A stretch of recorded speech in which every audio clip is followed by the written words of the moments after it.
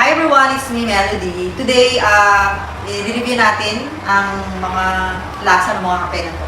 Actually, ito yung bilang o dami ng mga packs na kung saan natimpla dito sa maliit na coffee shop namin sa school. So, ito yung mga kape na kung saan ginamit ng mga bata, ng mga TVET students na grade 12 as part ng kanilang food and beverage services na klase. So, ako yung teacher nila sa pagiging barista nila. Actually, hindi naman ako barista.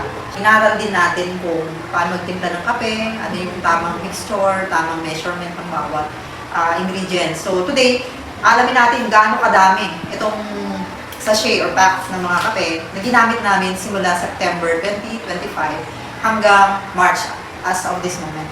So, ang unang ginamit ko kasi nung binuksan ng coffee shop nito as part ng program namin sa school, ang tawag sa aming maliit na coffee shop ay Gcatch Cafe. Hinango ito mula sa Gcatch Library kasi magkatabi naman kami. So, bago ko simulan, inom muna tayo. So, sa tingin niyo, ano kaya itong kape na iniinom ko ngayon? So, hot coffee to. Ayan, kabibili ko lang ito kahapon. Now, pag-usapan natin, nung una, dahil syempre, gusto kong ma-impress naman yung magiging yung opening ng grand opening ng coffee shop. Bumili ako ng isang Starbucks. Ito. So ito ay espresso roast. Ito siya. With caramel. Ito. Yan. So from this packs, ano siya ang cup nito depende kung ito ay iced coffee o kaya hot. So masarap siya, kaso lang medyo mahal. Okay? Pag nirate natin to from 1 to 10, okay? Ang masasabi ko yung Starbucks is 9/10. Pero sa kaso lang mahal siya. And then, dahil sabi ko mahal, hindi kaya ng budget. So ito, dahil nga medyo mahal, ang sumunod na binili ko ay ito, Batangas Brew. Ito, Batangas Brew siya. Special blend, meron siyang 300 grams. By the way, this is 250 grams pala yung Starbucks. So, 1/4 kilograms. So, ito naman, matapang. So, habang umuusok yung kape, habang ine-espresso natin, ang bango niya, kaso lang medyo matapang. Baka sigurain ng mga bata. Hindi kaya, kahit mag-adjust ako ng tubig, medyo mapait siya, pero yung aroma niya sobrang sarap.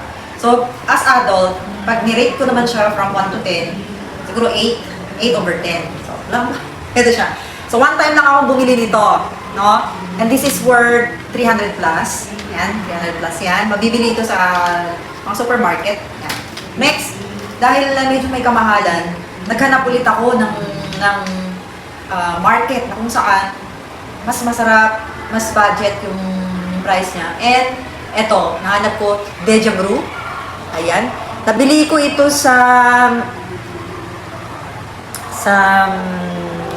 Ever. Sa Ever ko siya nabili. So, ito naman ay 250 grams. Okay? So, ganun din ang price niya. 274.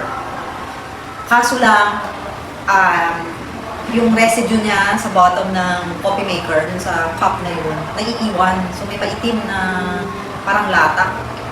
So, kailangan kong i-settle yung hot water na may kape para hindi maisama kapag nagtimpla. So, hindi siya, mabango naman siya, mapait, masarap, may aroma niya. Kaso lang pag nirate natin siya, this is, I think 6/10. Okay, isang beses ko lang siya binili. And then, ito naman, Vietnam Arabica. Ito naman, nabili ko din sa Ever. Nabili ko din to kasama ng Deja Brew. 250 grams din siya. Masarap. Kaso lang, hindi mo na siya pwedeng ulitin. Kasi yung granules niya, yung mismong kape, yung ground coffee niya, once na na-espresso mo na siya, na katas mo na yun, na-press mo na yung katas, o yung mismong kape, hindi na siya mauulit. So, wala na siyang tasa. Yun, kaya isang beses lang ako bumili. And then, hanggang nahanap ko na si Boss. B-O''S. Ito, may coffee shop to eh. Nakita ko to sa Makati City. One time, doon kami nag-meeting ng mga kasama kong FAs. And nakita ko lang. And nung pumunta ako sa SM, meron pala naka-display dun sa store nila. So, this is 274 pesos. I-correct ko lang, gusto kong itama yung presyo na sinabi ko kanina na 274. Hindi pala. This is 324.50. itong si Barista Blend. And paano po pala, additional information, paano mo malalaman kung yung aroma ng kapeng hinahanap mo ay yun na.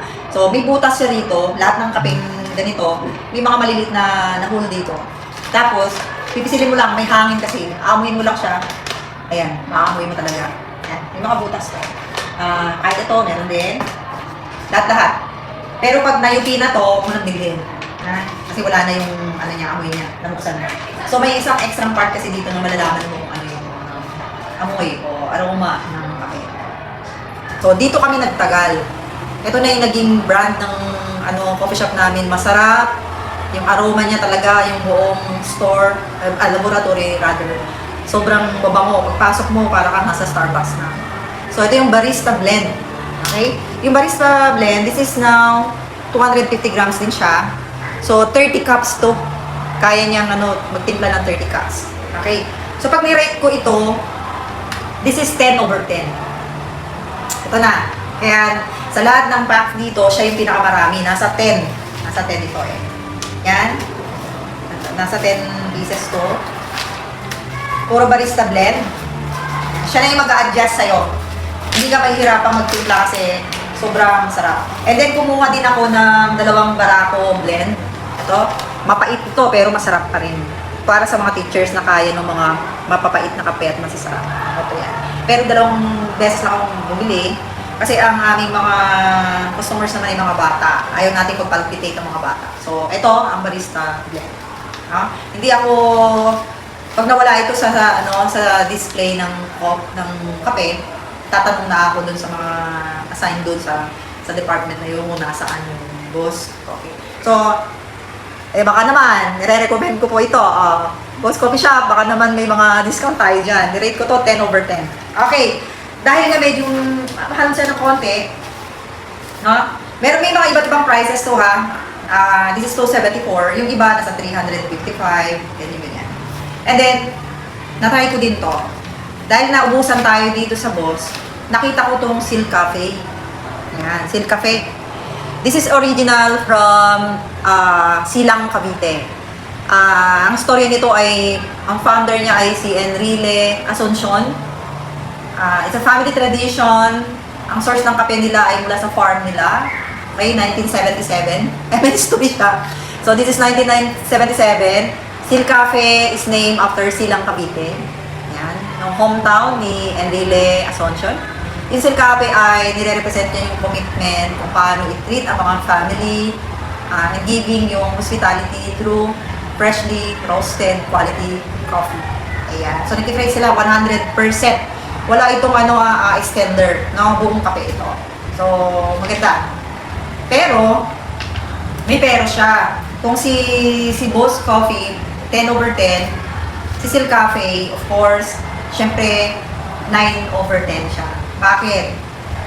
Kasi yung breakfast blend ang tinitimpla ko lagi, meron siyang kagaya din nung isa, dito, si Deja Brew, meron din siyang latak konti. So, parang hindi na nasasayang yung mga nasa bottom ng cup.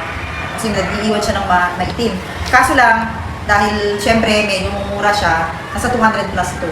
Ito yung binibili ko. So meron na tayong 9 packs or 9 sachet. Naka 9 tayo ito. And today, ito siya. Ito yung aking kape. Manulit natin. Masarap, kasi di siya mapait. Jaran. Ito nabili ko sa SM naman. This is Gourmet Farms. I don't know the pronunciation. It's gourmet or gourmet. So may instruction siya. Ito yung nagustuhan ko kasi meron siyang equivalent, 1 tablespoon or heating o 12 grams. Kaso nung sinunod ko yung 240 ml ng tubig, dun sa 1 scoop o 1 tablespoon, hindi siya mapait. Aromatic lang siya. Ang bango ng buong paligid. Itong buong lang. Kaso lang, hindi siya mapait. Pero mura lang naman ito. This is $299. And then, of course, 2 binili ko kagabi. Hindi natin to i-give up pa rin. Dahil siya ang 10/10. Pang 11 na to, sachet na siya. Ito pa rin na binili natin. Ngayon, sa pagtatapos ng taong to, school year 2025-2026, siguro until March 30, mauubos na natin to. So gusto ko lang iparating sa lahat ng aking viewers, mga followers na aside sa pagiging teacher ko, of course, inaaral ko din itong kape.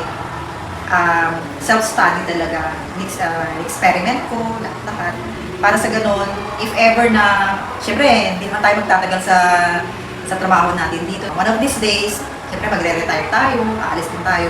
Eh, nakita ko maganda yung kinalabasan nung September to March na pagbebenta ng kape. And pwede ko na siyang gamitin as maliit na business in the future. So, thank you for watching. This is Melody. Kape tayo.